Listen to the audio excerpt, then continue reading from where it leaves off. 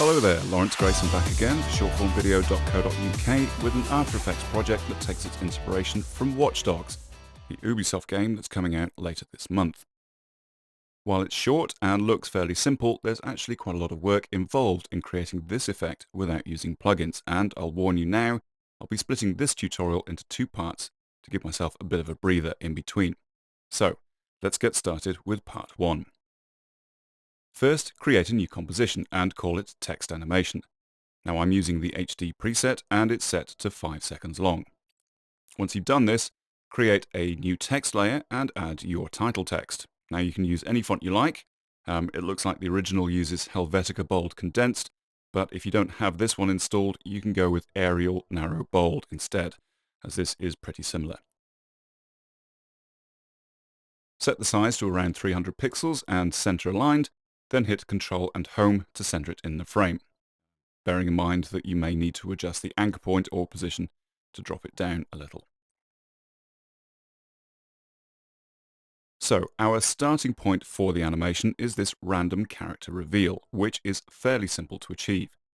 Twirl down the properties for your text layer and open the wing menu here by clicking on the arrow where it says animate. Then select the character offset option, and you'll find that a bunch of extra settings will be added to the layer. The main part of our animation is 1 second long, with a couple of twitch effects added later on in the sequence. So, at the beginning of our timeline, we're going to add a keyframe to the range selector start value of 0%, and also a character offset keyframe, which we'll set to 25. Then we'll move the current time indicator to the 1 second mark, and add a start keyframe of 100% and a character offset of 0. Now this will give you the random text effect, which gradually resolves itself into the original text you entered earlier. Now to make the text twitch later on in the sequence, put your CTI where you want it and add 2 new keyframes to lock in the start and character offset values. Then hit page down once to advance a single frame and add 2 more. 0% for start and a character offset of 2. Then advance 4 more frames and add 2 new keyframes that return these values to 100% and 0.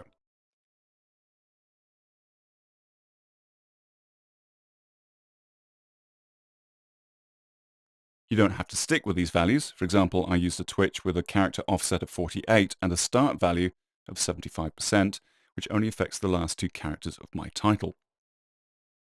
That's all we need to do here, so let's move on to the next step, which is to create some digital block effects. First, create a new composition to match the one you've just created by dragging the text comp onto the new composition button at the bottom of the project panel. Once this is done, hit Ctrl and K to bring up the composition properties and change the title to Slice. Select the text animation composition layer in this new comp, and then hit Ctrl and D to duplicate it and rename the new layer Low Res. Now, with your new Low Res composition layer selected, grab your pen tool from the top menu and draw a mask on the layer so that it's sliced through the middle at an angle, like this. Then, duplicate this layer and name your new layer Block Noise. Actually creating the low resolution look in the bottom half of the text is pretty simple. Go to your Effects and Presets panel and find the mosaic effect and then drag it onto your low res layer. Then in your Effect Controls panel, set the horizontal and vertical values of this effect to 250 or whatever takes your fancy, and tick the Sharp Colors box. For the more extreme digital block noise, you'll need to find the card wipe effect and add it to the block noise layer. And once you've done that, add the mosaic effect to this layer as well. In the card wipe settings in your Effect Controls panel, set the transition completion value to 0.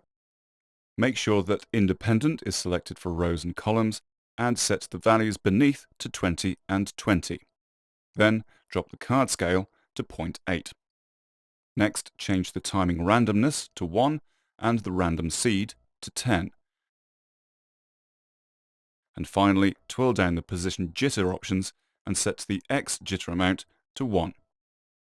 Doing this will create some random blocks around the bottom half of your text. Remember that the top half is cut off by the mask you created, and these will be unique to whatever text you've typed in.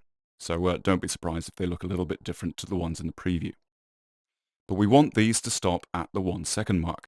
So put your CTI on this point and create a keyframe on the X jitter amount value. Then hit page down once to advance 1 frame and create a new keyframe with a value of 0 to kill this effect. Again, you can create twitch effects by adding more keyframes to the X jitter amount. In my example, I have a short burst that goes from 0 to 5 over 2 frames and then back to 0. So don't feel you have to stick to the recipe for this one. Go to the mosaic effect that you added after your card wipe and set the horizontal blocks to 20 and the vertical to 50. And again, switch the sharp colors option on. And when you scrub through this, you'll see we're getting a lot closer to the end result we're after. But that's about it for this part of the tutorial. I'll be wrapping it up with some broken horizontal lines and a quick LCD display effect in part 2. Until then, I hope you found this useful, thanks for watching, and I'll see you back again in the second and final part of this series.